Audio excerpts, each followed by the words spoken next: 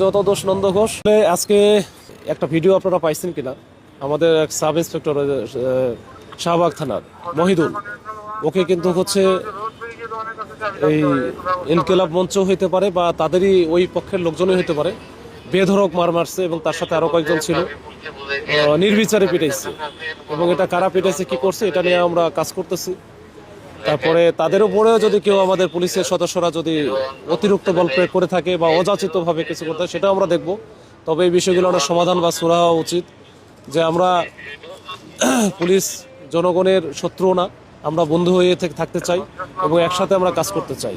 তো এই কাজ করতে গিয়ে যদি কোনো ভুল বোঝাবুঝির সৃষ্টি হয়, সেখানেই শেষ হয়ে যাওয়া উচিত এবং এটা ভবিষ্যতে যেন এটা না বাড়ে, বা আমরা যার যার অবস্থান থেকে যেন কেউই এমন কিছু করি না যেটা আমার যেমন প্রফেশনের ক্ষেত্রেও যেটা উচিত না, এবং যারা পাবলিক আছে তাদেরকে কিন্তু আইন মান্য করে চলা উচিত এবং পুলিশের যে আদেশ নির্দেশনা আছে সেটাও কিন্তু মানা উচিত। এই প্রবণতা আমার থাকতে হবে, না হলে আসলে দেশটা আসলে আলটিমেটলি কিন্তু ওই যে ভঙ্গুর একটা দেশে পরিণত হবে। আমরা চাই না যে পুলিশ দুর্বল হওয়া মানে কিন্তু আসলে দেশেরই 12টা বাজা। তা আমরা চাই যে পুলিশ শক্তিশালী হোক, আমাদের জনগণও শক্তিশালী হোক, সবাই মিলে আমরা ভালো একটা স্টেবল একটা কান্ট্রির দিকে যাই। আমি যখন গিয়েছিলাম তখন হচ্ছে রাত, রাতের বেলা অন্ধকার কিন্তু ওই জায়গাটাতে ছিল।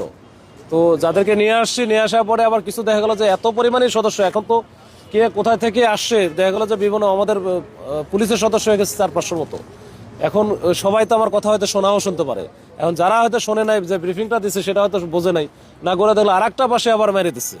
তো এটা হয়েছে, এটা দেখি, এটা আমরা ওটাও খতিয়ে দেখতেছি যে আমরা বলার পরে আমাদের সাথে কথা না বলে তারা কেন এই কাজগুলো করলো।